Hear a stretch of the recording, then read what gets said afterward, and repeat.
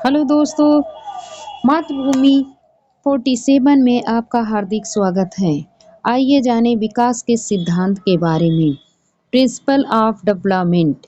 विकास सार्वभौमिक और निरंतर चलती रहने वाली क्रिया है, लेकिन प्रत्येक प्राणी का विकास निश्चित नियमों के आधार पर ही होता है। नियमों के आधार पर अनेक शारीरिक और मानसिक क्रियाएं विकसित होती रहती हैं। विकास निम्नलिखित होते हैं। विकास एक निश्चित प्रतिरूप होता है। मनुष्य का शारीरिक विकास दो दिशाओं में होता है, मस्तोन्मुखी दिशा तथा निकट दूर दिशा। मस्तोन्मुखी विकास क्रम यह सिर से पैर की ओर होता है तथा भ्रूण से लेकर बाद की सभी अवस्थाओं में विकास का क्रम यही चलता रहता है। निकट दूर क्रम में शारीरिक विकास पहले फिर केंद्र में प्रारंभ होता है, तत्पश्चात केंद्र से दूर के भागों में होता है। उदाहरण के लिए पेट और धड़ में क्रियाशीलता जल्दी आ जाती है।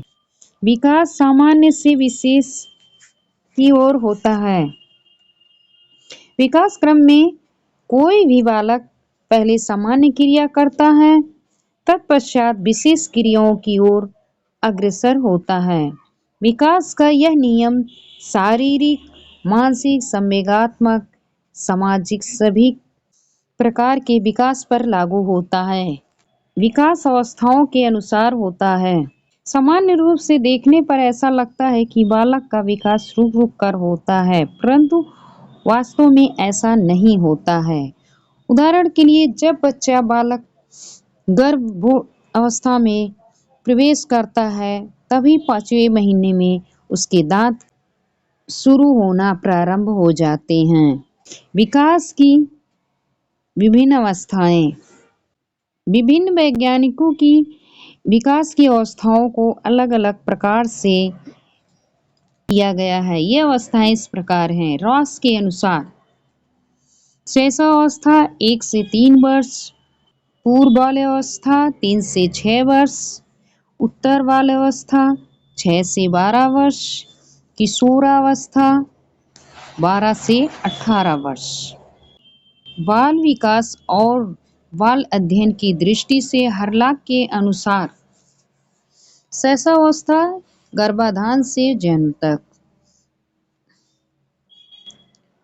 बचपन अवस्था तीसरे सप्ताह से 2 वर्ष, पूर्व बाल्यावस्था तीसरे वर्ष से 6 वर्ष तक, उत्तर बाल्यावस्था 7वें वर्ष से 12 वर्ष तक, वयस्संधि 12 वर्ष से 14 वर्ष तक, पूर्व किशोरावस्था 13 से 17 वर्ष, उत्तर किशोरावस्था 18 से 21 वर्ष, प्रौढ़ावस्था 21 से 40, मध्यावस्था 41 से 60। इस प्रकार वैज्ञानिकों ने विकास को विभिन्न अवस्थाओं में व्यक्त किया है। गर्भकालीन अवस्था। यह अवस्था गर्भाधान से जन्म के समय तक मानी जाती है। इस अवस्था की प्रमुख विशेषताएं। इस अवस्था में विकास की गति अन्य अवस्थाओं से तीव्र होती है। समस्त रचना, भार, आकार में वृद्धि तथा आकृतियों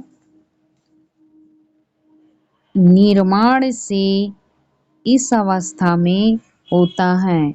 इस अवस्था में होने वाले परिवर्तन मुख्यतः शारीरिक होते हैं। शैशवावस्था। जन्म से लेकर 15 दिन की अवस्था को शैशवावस्था कहा जाता है। इस अवस्था को समायोजन की अवस्था भी कहा जाता है। उसकी उचित देखभाल के द्वारा नए वातावरण में समायोजन माता पिता के द्वारा किया जाता है। तीसरा अवस्था। यह अवस्था 2 सप्ताह। बचपन अवस्था। यह अवस्था 2 सप्ताह होते होते से होकर 2 वर्ष तक चलता है। यह अवस्था दूसरों पर निर्भर होने की होती है। संवेगात्मक विकास की दृष्टि से इस अवस्था के बच्चे के भीतर संवेग होते हैं। प्रसन्नता, क्रोध, हर्ष, प्रेम, घृणा आदि विकसित हो जाते हैं। इसमें संवेग प्रधानता होती है। धन्यवाद। लाइक करें, सब्सक्राइब करें।